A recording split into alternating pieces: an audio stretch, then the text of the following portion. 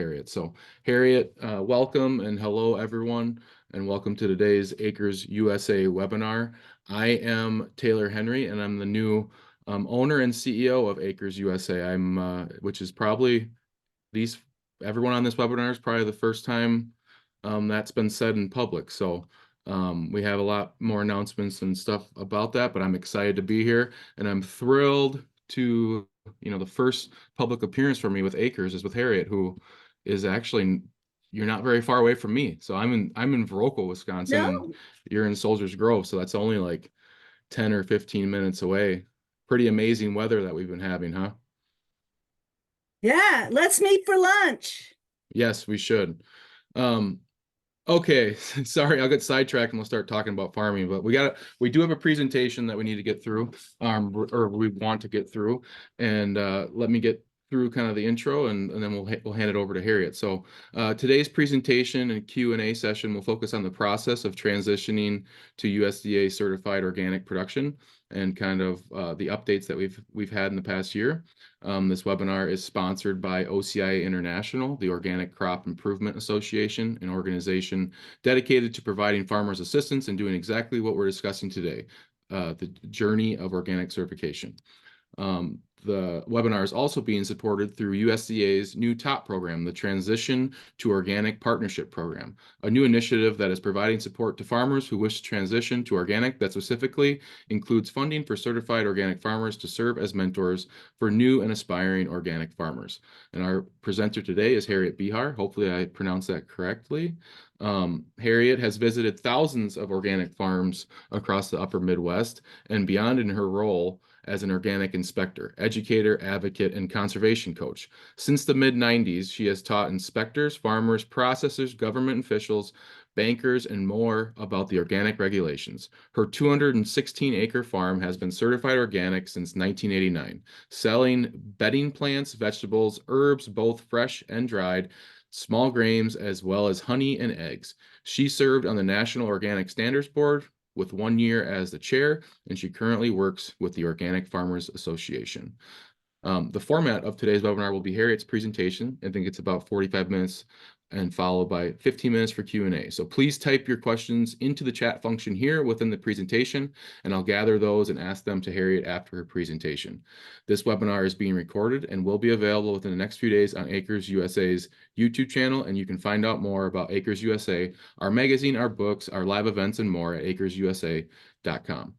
So with that being said, we will hand it over to Harriet, unless, Harriet, you want to discuss anything about the Driftless region before we get started. No, I think we can do that over lunch. All right, we'll do it over lunch. Well, I just want to make sure can everyone see my slides? I did. Yep. Says I'm screen sharing, so you can see the full slide. Okay. You can see the full slide. I don't know if you want to go into a presentation mode or if you want to keep it open like that, because right now it's just open to your slides and you can see all the other slides on the left. Try. It's not doing it for me, so we'll just stay like this. That's I fine. guess. That's fine. Okay. You should be good to go, Harriet. Okay, great. This is something I have to say. Today's webinar is supported through the United States Department of Agriculture Transition to Organic Partnership Program. And this TOP program is a program of the USDA Organic Transition Initiative, and it is administered by the USDA Agricultural Marketing Service and the National Organic Program. And this map shows the various regions where TOP is active, and I believe Acres and the Organic Farmers Association are, we do both national with the Organic Farmers Association, and also we're focused in the Plains area. But this is a huge initiative by the USDA, something between this TOP program and the NRCS. It's like 170 or $200 million or something. So it was very gratifying after promoting organic agriculture to the USDA for decades that finally they have started to put some money towards helping people in the transition.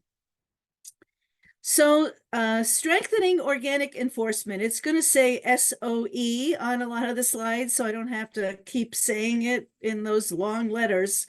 But a lot of this rule was pushed by organic farmers. In the past 15 years, we've had some very high profile organic fraud cases, especially for imported organic soybeans, soybean meal, and corn. I mean, there was some issue with pineapples and a few other things, but really the largest volume and the most fraud was in these grains. Now, as someone who has visited thousands of organic farms, I can tell you if there's anything that we can grow organically in the United States, it's organic corn and soybeans. So these fraudulent grains coming in took away domestic markets, basically tanked the prices for the domestic production.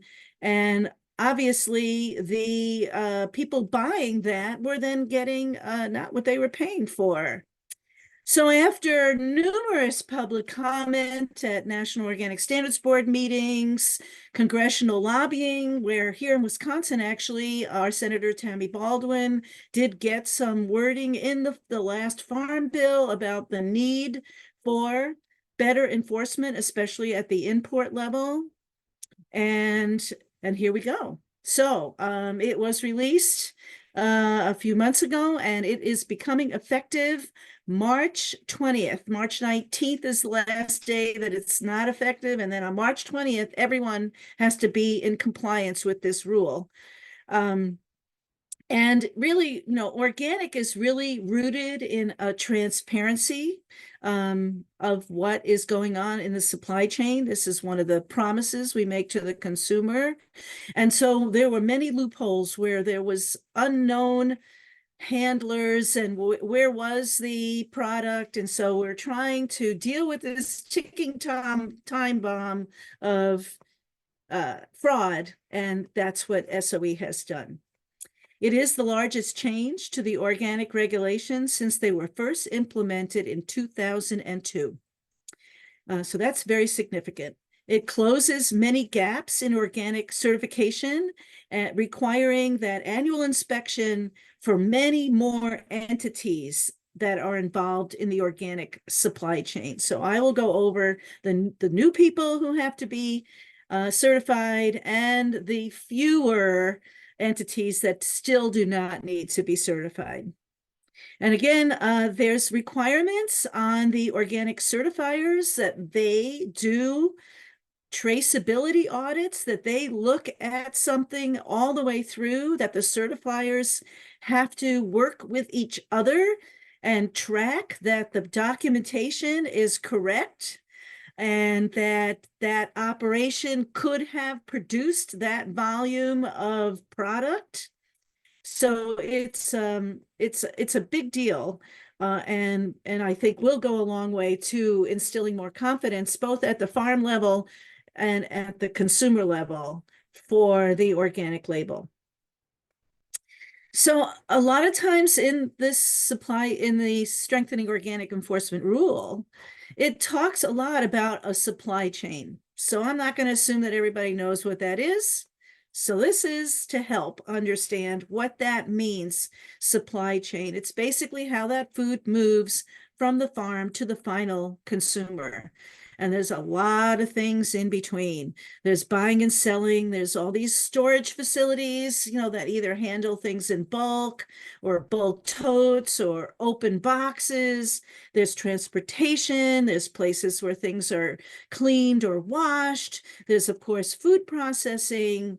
Then, of course, there's the storage of that bulk processed food and even the storage of the food packaging, because you wouldn't want that packaging to have been fumigated and then you put organic food in it because there would be residues. So all of these various places are being now part of the organic certification chain itself to make sure that that supply chain from farm to consumer meets all the organic regulations.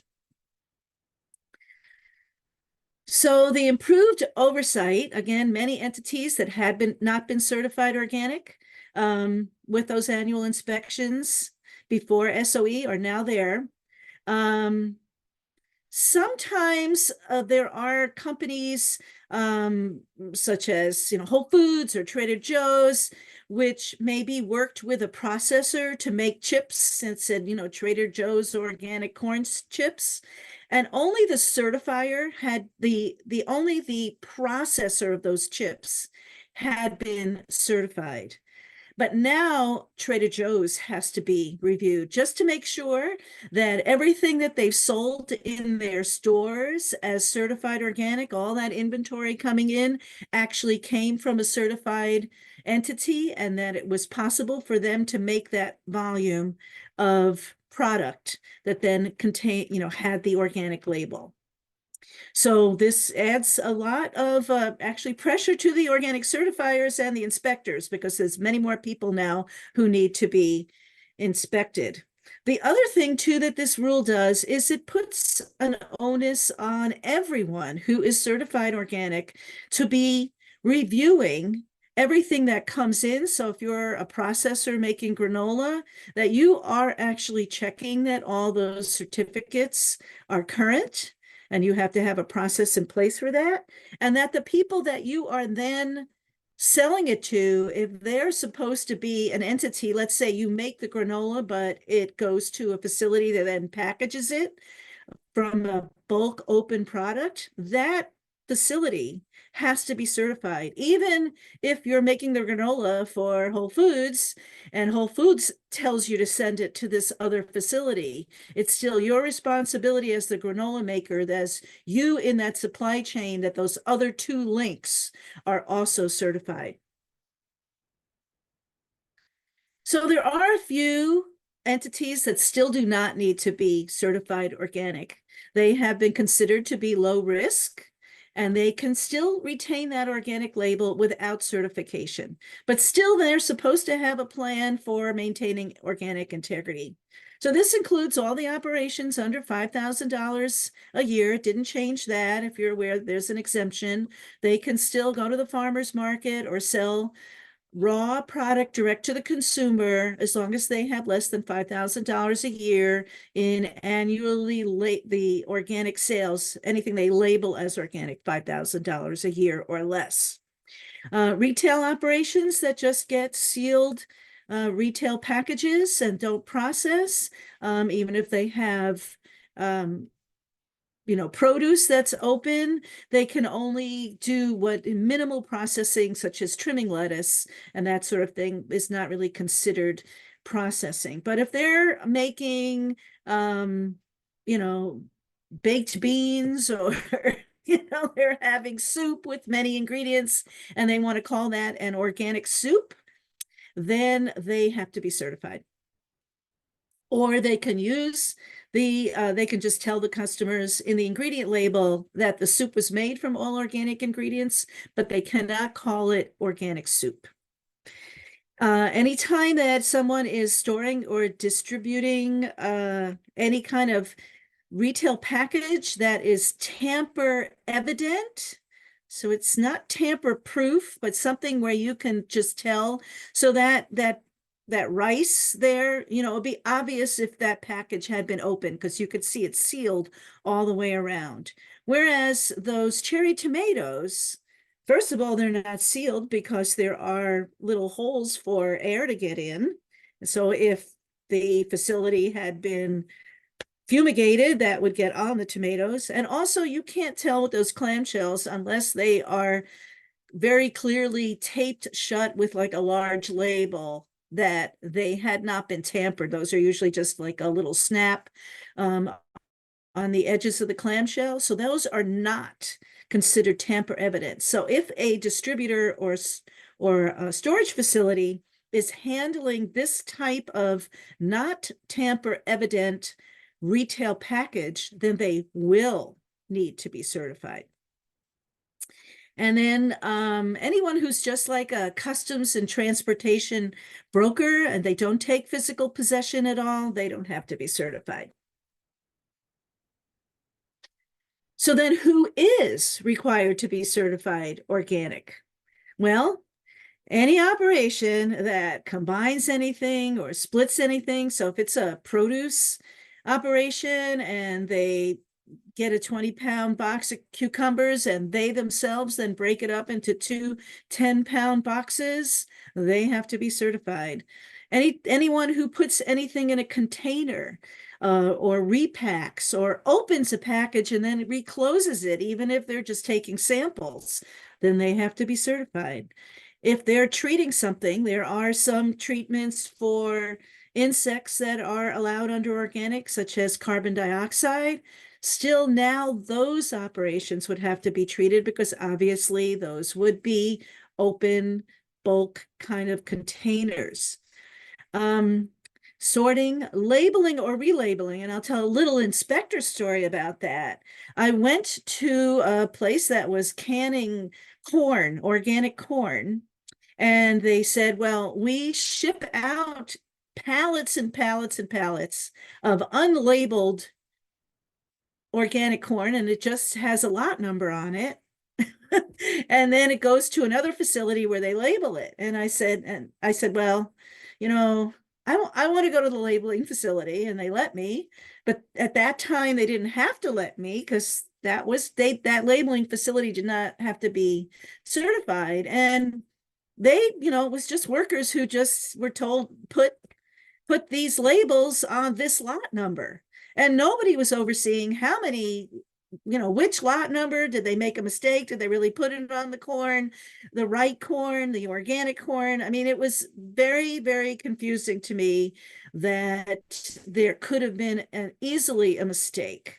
And this was a giant warehouse and just, it was just a labeling facility. So that is now covered, even though those cans are tamper evident, but still they come in without that retail label. Now, transportation that moves organic product between certified operations, like if you are a farmer who's shipping soybeans to a cleaner and then they're going to bag it, that does not have to be certified. But you and the cleaner have to really make sure that that truck is clean. Is your responsibility to climb up there and look in there and make sure, even if the cleaner was the one who sent you the truck, you need to be signing a clean truck affidavit and not just having the truck driver sign it, but you need to sign it because it's everyone in the chain who's taking responsibility to protect organic integrity. And of course, anyone who stores anything in bulk, that's organic. So who is newly required? And this is all of these traders who are moving things from back and forth that do own the product that they are selling. Those customs brokers don't actually own the product. They're just like arranging the boat, for instance, to take the organic product from wherever to here. Anyone who's facilitating trade needs to be certified. Obviously, importers and exporters. So even if they don't physically handle the products, they still need to be certified because they are facilitating commerce. And we can't have a loophole or a broken link in that supply chain where someone could introduce non-organic product, and this has been shown to happen even domestically, and then also it kind of comes in as non-organic, but it leaves this business as organic, and that really can't happen. So, and then the last thing is online retailers that may do some processing or packaging, but don't actually have a physical location where they sell products. They need to be certified now. And I, as a consumer, have run into that, trying to find a certification of someone who is trying to sell organic seed, and I never found anything. I don't believe that that seed was actually organic, that they were selling as organic online. So that would not happen anymore. They need to be certified. The other thing is that SOE defines fraud as any type of deceptive representation. And so this little cartoon from a long time ago, this is not going to happen anymore, right? It's not, pretty much organic or beyond organic or any of these things that's not certified. You cannot use the organic word on something unless you're of low risk, like under $5,000.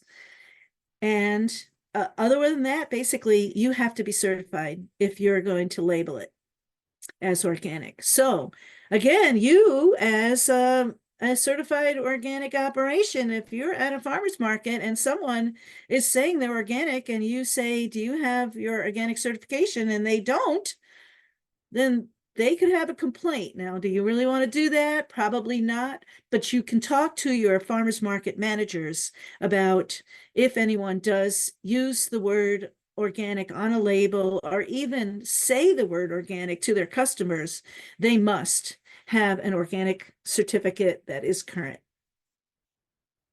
And again, like I said earlier, all operations must maintain traceability of all the organic products while in their possession and back to the last certified operation. So they need to know where things came from. If you're a CSA and you end up buying your garlic from someone else and you advertise yourself as 100% organic CSA, you better make sure that that garlic producer that you bring in that garlic from is certified organic. And this means that every operation in the supply chain has an organic system plan. That's what OSP stands for. That then verifies that the certification of incoming certified organic items is the same level of scrutiny and rigor that you do on your own farm. And so this is really important, that we are all in this together and we want to protect the value of our label. And so that's why we'll do that little bit more of just verification, because certification is a year-to-year thing. So maybe your garlic producer was certified last year and then decided they didn't want to do it anymore. You need to make sure that when you bring that certified organic garlic onto your farm and you sell it as organic, that it has current organic certification, which is where you use that organic integrity database. And I'm going to go into this more, where you can go and check. Now, this has been greatly improved. It used to be, it would sometimes take 6 months for it to be current. But now everything is current within 3 days. So if someone loses certification or someone is newly certified, that current certification status will be on this organic integrity database. And you can just Google organic integrity database and you'll get it, or use that link.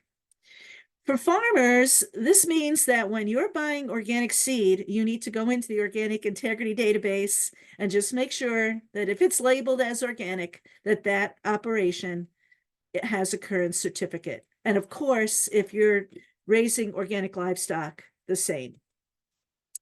So this is what the organic integrity database looks like when you open it. And you can, if you can see, it says state or province. So I just searched for Wisconsin, people in Wisconsin who made maple syrup. Now you can also select by the name of the operation, by the certifier. And so it works pretty well. It's not hard to find. So if you're specifically looking for someone who sells organic seed or a certain type of seed, this is another place to look, especially if it's somewhat rare or unusual. You'll be able to find it anywhere in the world if it's there. So if you're looking for blue corn seed you can just put in blue corn seed and you don't have to put in a state or province, and you'll get everyone who sells blue corn seed in the world in this organic integrity database, which is really pretty amazing. So what are the farmer responsibilities? Because I'm expecting that most of the people on this webinar are farmers. And so you want to know, how much more work do I have to do? So you need to have what they're calling a fraud prevention plan, but most of the certifiers are putting this in the organic system plan application that you fill out. And so it's not like an extra thing that you have to make up. You'll just be answering mostly multiple choice questions about how you are tracking the certification of incoming organic products. You know, you can say you check the label, you go to the organic integrity database to make sure it's current, that sort of thing. You need to have a system for tracking certification and integrity when you are buying in anything or when you're shipping it or selling it. Again, those clean truck affidavits are important. Any storage facilities that might handle open bulk products not on the farm, even food hubs, if you're consolidating with others to sell to schools or institutions, those food hubs are now going to have to be certified because they're handling open organic produce. If they decide to sell the produce to the next person as organic. Soybeans for you livestock producers who may use a custom soybean roaster. That roaster now must be certified. And it can't be under your own organic certification. They are required to have their own unique organic system plan, which makes sure that they are doing all the cleaning and tracking of documentation that they're supposed to do as an organic entity. Whereas if you, in the old days, you used to be able to hire someone to do custom roasting and have it under your certification, but really you weren't there cleaning the equipment. You didn't know where it was stored until it got roasted. So that's why they now need their own certification. A lot of places, especially out west, farmers don't have their own warehouses for storing their apples before they're bagged up and sold. And a lot of them were not certified before, but now they must be certified because those bins of apples are open. And those types of entities have to be certified. And the good thing is that then these people will have a better understanding of organic integrity because they will have to go through an organic inspection. So, as I said, you have to have a fraud prevention plan. For some people, it would be extremely simple. On my farm, where the only organic things I bring in are seeds, and then I sell direct to retail or direct to consumer. I don't sell to other distributors. So I have a pretty simple supply chain. But I do have to now ask what, how are you selling it? Are you certified? Are you going to be using it in processed foods? That sort of thing. I have to make sure that if they use my organic product in another processed product, that they are then certified too. And as I said earlier, the organic certifiers are required to perform risk-based supply chain traceability audits. This does put a lot more work on those certifiers, but they will then also be mandated to work together. And while most of them did, not everyone did. And this includes all overseas certifiers as well. You may actually find that your certifier might even ask you for information about a certain shipment if they are doing a traceability audit that includes something that you sold. So just be prepared to maybe get a phone call or an email saying we are tracking your lot number 12345, and we want to know, what field it came from and what year it was certified and that sort of thing. Because as we know, a lot of grain producers may not be always selling something that was produced in that crop year. They could have things in storage.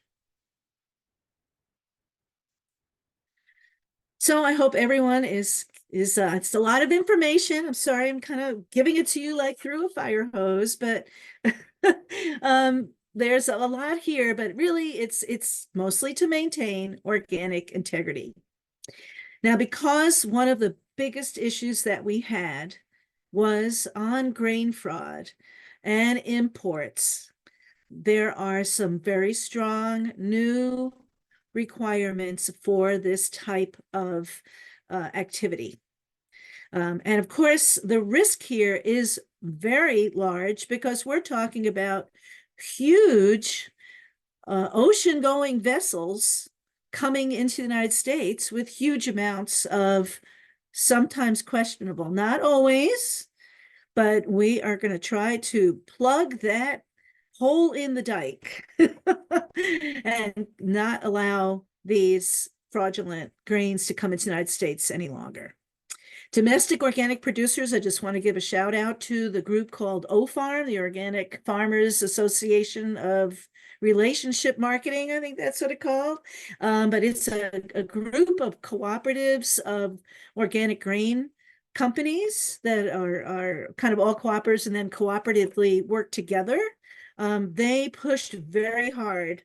The National Organic Program was not happy to see them at the meetings because they spoke very forcefully about if the National Organic Program is overseeing this organic label, they better do something about protecting it.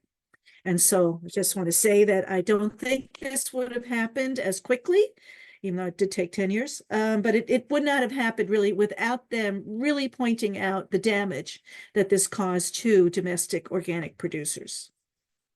So now all exporters to the US must be certified. And there is a certifier that on every load or every group of loads that kind of come from the same lot. So if they're shipping 3 loads, in a rail car or whatever from Canada, but it's all the same lot number, there could be just one import certificate on that. But if it's, every 2 weeks they ship a different load, then that would need to be a different or import certificate. And the certifier then has to verify either with that exporter or through the documentation that they've received during the organic inspection that this entity could have obtained enough organic product to be able to sell. So now it's not just the exporter saying this is organic, but the certifier standing behind it. And that is a big burden on that certifier. I mean, that they find that they're not doing their due diligence in overseeing that organic certification, they could lose their business. So as a certifier, because they would be found to be not following the rules. And the other side is all importers. So the people in wherever, Italy shipping us organic semolina wheat or something, I don't know. Kind of hard for me to always think about a new example, but then also the people who are receiving it into the US must also be certified. And neither one of these entities has been certified in the past. So then their job is to also never accept anything without a specific import certificate for that specific lot number and that specific volume. The certifiers obviously must verify that those import certificate requests are based on good data. And then this import certificate is issued through that organic integrity database. So all of the certificates will look exactly the same, and they won't be complete unless all the items that are supposed to be on that certificate have actually been entered into those database fields. Otherwise, it won't go through. So we can have kind of it'll be easy for people to know where to look for the information they want, and and that everyone will have everything that's required. Obviously, no irradiation or fumigation will be allowed. And this is also something I want to say that the National Organic Program did a very good job here. They have worked really closely with Customs and Border Protection for this import oversight. And so they have people now the Customs and Border Protection people know when it says organic, they know to make sure that it hasn't been fumigated. They know to export certificate. They need to see that all the documents state that it's organic and more. So that was a very good thing. So I thank the NOP for that. They have to do unannounced or surprise inspections, typically based upon risk. And sometimes it could be that, let's say you are someone who raises poultry, and it turned out that you set up your organic inspection and the chicks hadn't arrived on time for some reason, but the inspector came. And so the inspector couldn't see how the birds were being handled because there were no birds there. Well, the certifier might require an unannounced inspection on you later, just so the inspector can actually see that chicken house with birds in it and make sure that they're going outside and meeting all these other requirements. So there's a lot of different things based on risk, not only, volume, maybe complexity, but also when was that inspection, and was it a complete inspection for the first time that it was done, that annual inspection. Certifiers are now required to do a certain minimum number. So they need to, so if it's a large certifier, they can't get by with one or two, they have to do many. And if for some reason, your fields are on the other side of the river and, you can't get across the river, then you won't be able to get that field certified. If you can't get there, if an inspector can't get there, it can't be certified. And sometimes that happens in areas where there's a war zone or whatever, guerrilla activity going on in Central America, whatever. Unfortunately, I think some certifiers did do certification on operations where there couldn't be an inspector, but that one's not allowed anymore. For everyone's annual inspection, although most people still have been doing this, there's some kind of mass balance where all outgoing organic product must be verified that the operation had the capability to produce that volume. And that would be based on what you could grow, bushel per acre, or what you had in storage. For vegetables, it would be, the row feet could produce that number of cases. And then your farm records really need to track your production.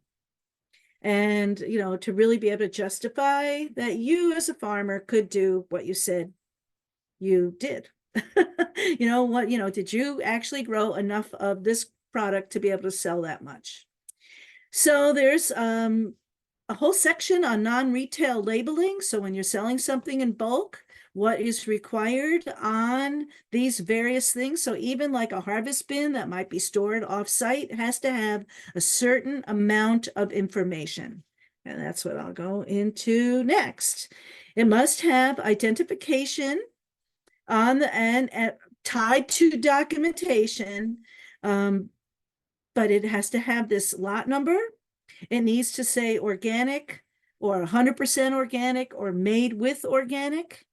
Oh, it could even say ORG, just so it can be found. But if it's a made with organic product, let's say your granola was a made with organic granola, it didn't have the 95% organic ingredients, then it needs to be labeled that way. So no one would accidentally assume that it was 100% organic, right? Because it wasn't.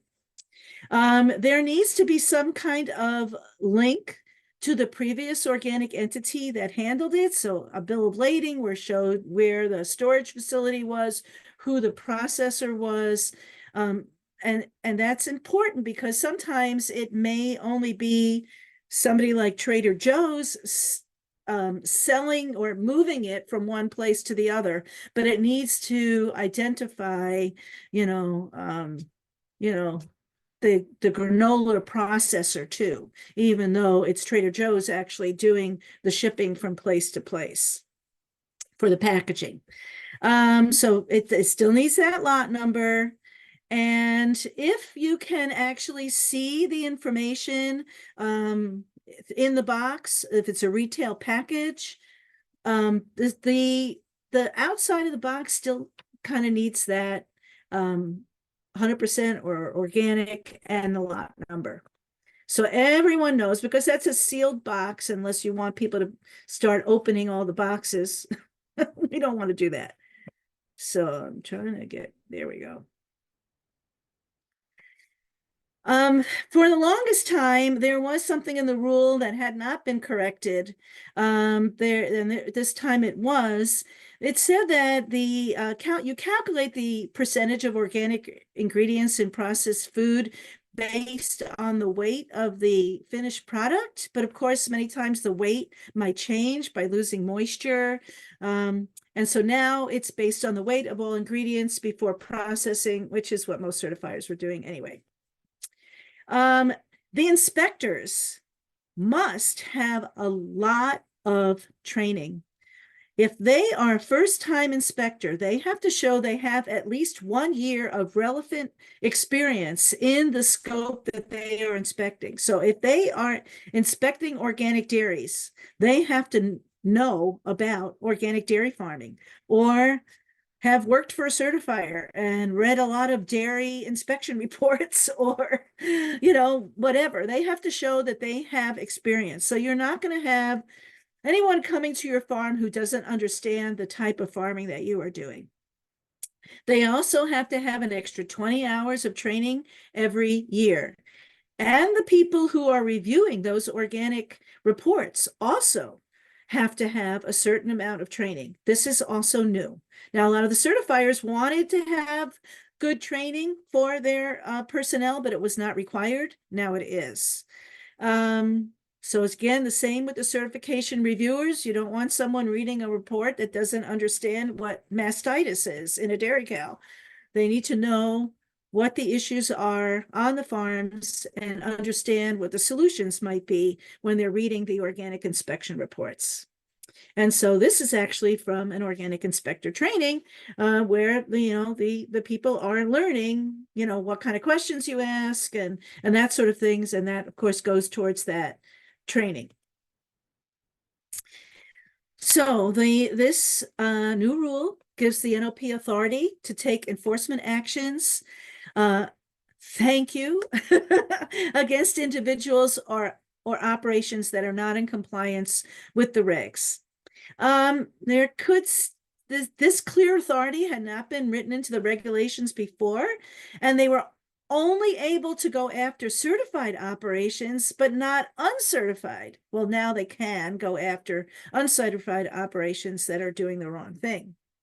They don't have the power of stop sale. So if there's kind of some proven fraud, it's a little bit trickier to stop it once it's in the chain.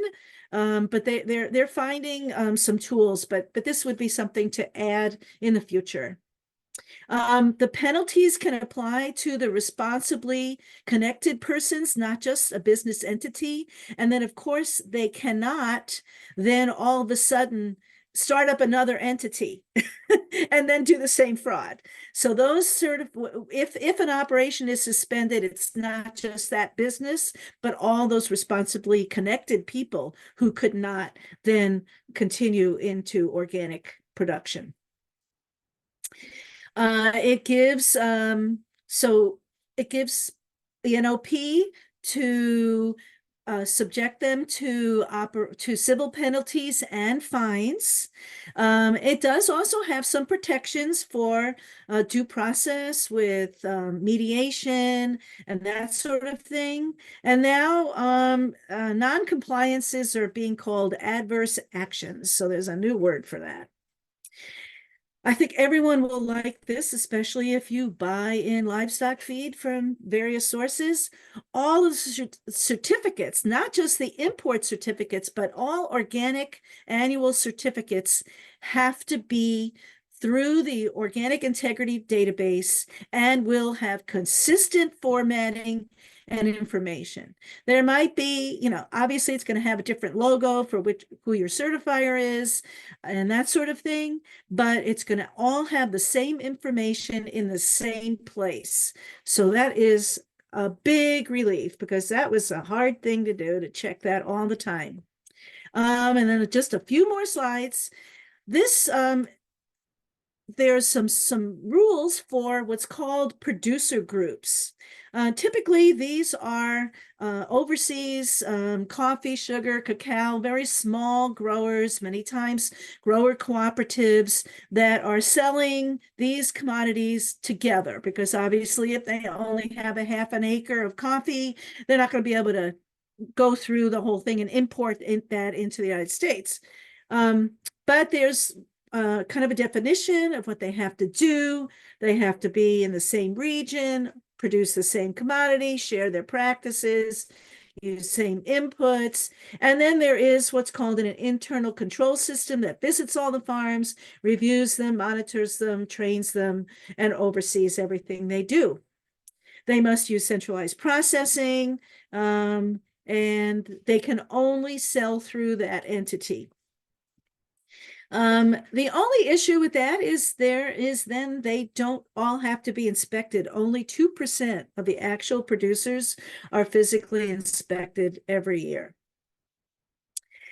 This could be somewhat beneficial to growers here in the United States who grow the same type of crop or livestock. I know I, as an inspector, did do some Amish communities who were, selling all their eggs together, that sort of thing. And that could be useful. It could even be something a food hub or a small cooperative of small-scale vegetable growers might choose to do. But those producers do lose their opportunity to sell their production anywhere else. They have to put everything through the organic entity. So many of the things that are being done, the auditing, the training of inspectors, have been used by certifiers and operators in the past, but this means now that everyone has to do it. And really, this rule helps these hardworking and compliant organic operations get the strong oversight and enforcement that they deserve to protect their investments and maintain confidence in the organic marketplace. And now we're time for questions, because I couldn't figure out where to use these really nice pictures anywhere else. Those are nice. Are those all from your farm? No. Well, the moccasin flowers, the chickens, and the dog, and the butterfly. So not the sheep or goats. That's my dog, Daisy. Isn't she cute? That is cute. All right. Let's start with, and some of these questions you may have kind of asked or answered throughout the presentation, but we'll go ahead and ask them as they came in. What steps have been taken to kind of resolve the fraudulent importing from other countries? Well, this import and export certificate that the importers and exporters themselves are supposed to are mandated now to be certified. So somebody will be doing auditing there. And I can tell you, as an organic inspector, I have caught fraud. And so if nobody comes and looks at you, it's so much easier to do fraud. But now these people are going to be under the organic certification umbrella.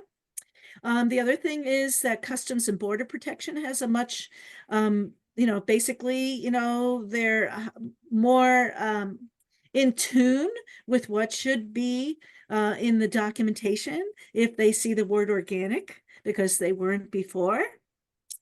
And there still are some instances that we're having some questions about, and actually there is movement to add to the next farm bill possibly some residue testing on imported organic grain. Okay. All right, and then this next one is from somebody on the attendee list. Can you speak to the fraud prevention plan that will be required by operators next month? How should farmers best prepare for that? Who can help them figure out what to write? Well, your certifier should be giving you a template for the fraud protection plan. And so the main thing you have to be thinking about is if anything comes onto my farm that's labeled as organic, how have I verified that that label on there is not fraudulent, right? That it's a current organic certification for whatever it is that you're bringing in. So for most farmers, that's going to be seed and feed, unless you do some consolidation like that garlic example, and that you buy your garlic from someone else for your CSA. You need to, so then that is what you would write on your fraud protection plan. When I receive these items, I check and make sure that Johnny's seed is listed as an organically certified. That, Seed Savers Exchange in Iowa is listed as currently certified. When I get those seeds on my farm, I don't have to check it every time that I open a package, but every time that, because you want to know that that certification was valid when it came onto your farm. And that's the same with any kind of feed. If you're buying feed from, Cashton Farm Supply, or, any place, and it's labeled as organic, even it's coming to you in bulk, you need to verify basically every time it comes onto your farm. Go to the Organic Integrity Database and make sure that it's still a current organic certification. Because if they were suspended, it would be up there within 3 days. So that's a very, almost in real time. And then on the other side, when you're selling to someone, you need to find out if they are a processor or they're handling it. If it's an open product and then they're going to pass it on to another person as organic, are they also organic? So you're that chain looking at coming in and going out. Gotcha. And then where do they find the fraud prevention plan form? That should be with your organic system plan when you're filling out your application for this year. One thing I neglected to say, and then I hope everyone will smile when they hear this, there is also a requirement that the certifiers, now this is starting after March 20th, when you are continuing your certification, you do not need to fill out the full organic system plan every year. And that they're supposed to kind of populate that for you and then ask you, have there been any changes?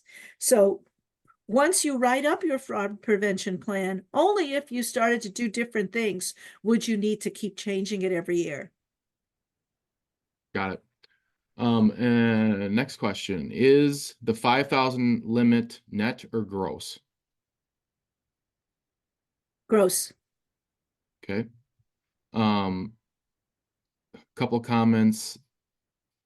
I guess, how would you explain, or this process kind of makes it sound like it will make all organic products price prohibitive. And I guess, yeah, another question is, how is this not going to make organic certified food more expensive? Well, really the main, so everyone in the chain had already been there. Okay. I don't know if the exporters and importers are going to add anything for the certification, but a lot of, like, let's say you're a storage facility who, holds those organic apples in bins, right? And then eventually it gets shipped to some place which bags it and then ships it out for retail. That would also need to be certified. Those entities that don't do a lot of different types of things, actually, there's a new category of payments with most of the certifiers that's either half the cost, and some of them even like a quarter to a third of the cost of a regular handler. really the main thing is going to be that the certifiers have to do more work with the approval of the import and export certificates and doing those traceability audits. So I don't know. And with that,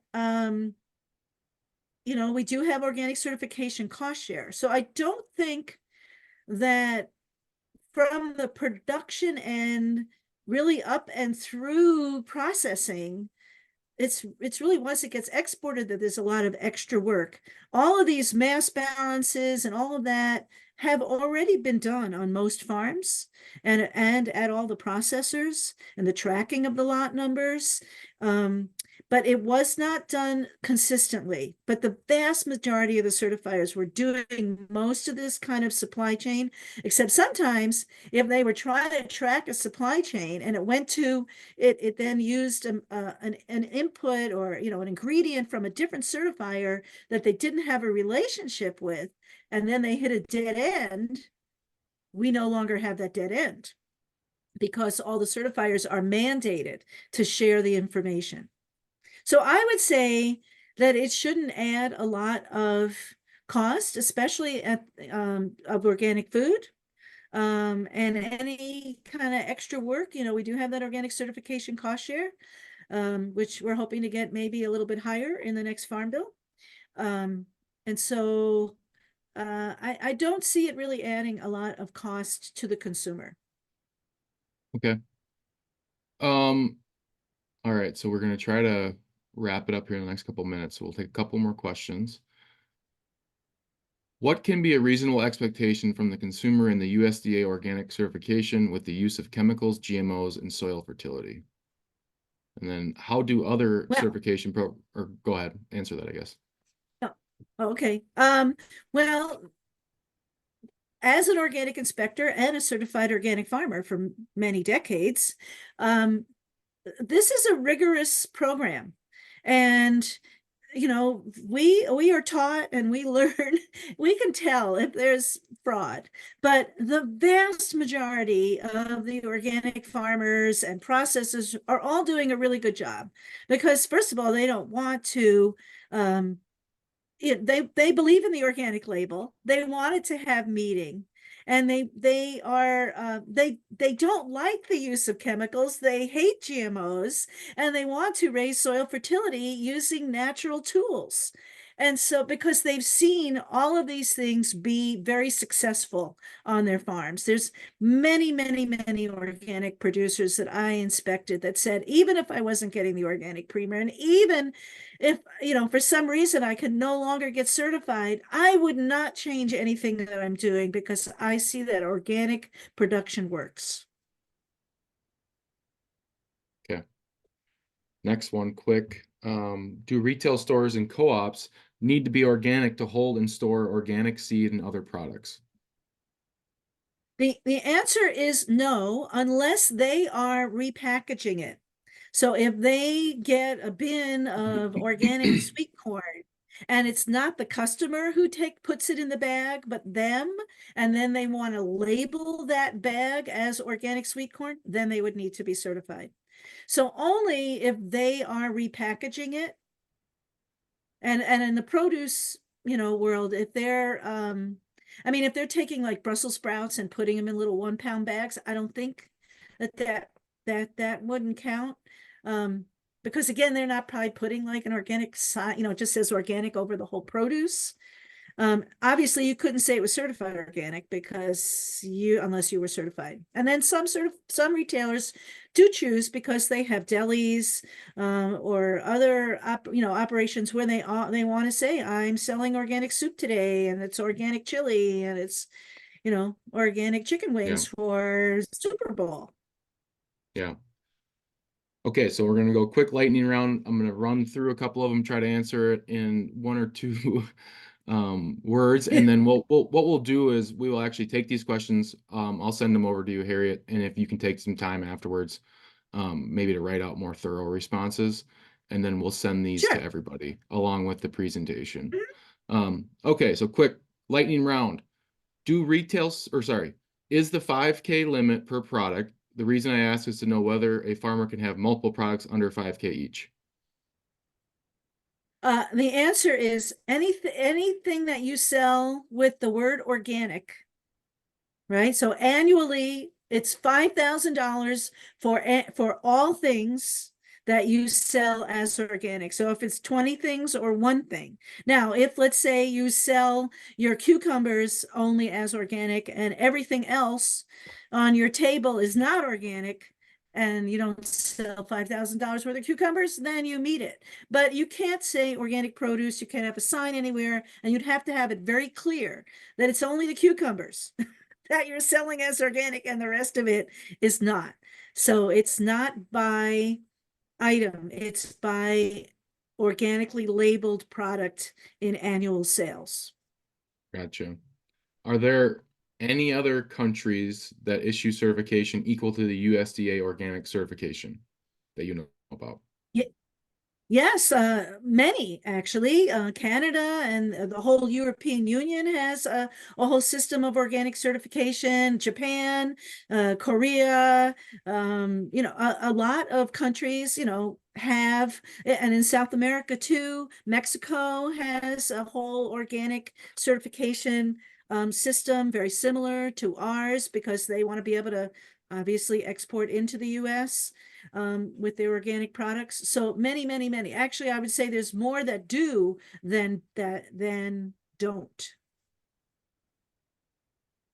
Okay, last question. And then anyone else, the questions we'll have Harriet answer them via text or email. And we'll send it over to you guys. So I thought about going organic when we start up our raw milk dairy. This is from someone else. This is from Mary. I'm interested in the balance between animal welfare versus organic. We had a dairy cow punctured her foot 2 years ago and had to have an abscess drained, and our vet treated her with a course of antibiotic. Obviously, there would have been a withdrawal period after the antibiotic, but beyond the withdrawal period, how long would that cow have to be out of the organic cohort? Forever. Forever? For her life? Yes, there is 100% prohibition on use of antibiotics in organic production.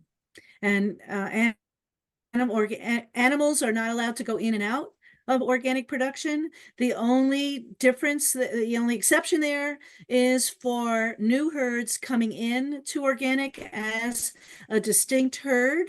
And then those animals, they could have had an antibiotic in their life, but as for the dairy, they have to go through a 1-year transition of no prohibited medicines or supplements and 100% organic feed before then they give organic milk, and then they can give organic milk. But if they needed an antibiotic, unfortunately, I mean, you could keep that cow as a no, could you keep it as a nurse cow? No, you couldn't. So yeah, I'm sorry, that is the answer. In Europe, they do allow a minimum amount of antibiotics, but we do not here in the United States. So I'm sure that's especially for a small farmer, that can really be a heavy burden. I understand that, especially, because when you have livestock, it's not just the products that you are raising, but you're also watching that genetics and working on those for future animals. So when you lose the genetics that you want, that can be a blow. Gotcha. All right, Harriet. Well, this was a great first thing that we've done with OCIA in 2024.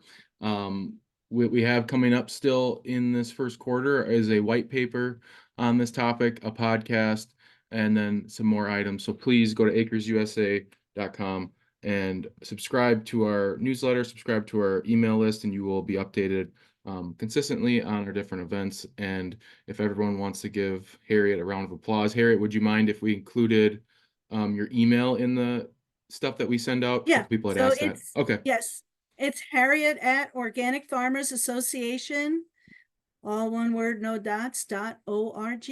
Organic Farmers Association. And Harriet is HARRIET at. Awesome. And if you're listening to this not live and after the fact, you'll be able to access these questions and downloads via our website. So go to the Acres USA website. Again, thank you for everyone who asked questions. You will be receiving our gift talk by Gary Zimmer about transitioning to organics, and we hope to see you guys next time. Thank you, Harriet. You're welcome, and everybody loves Gary. Yeah. Yep. All right. Thanks, guys. Have a nice day.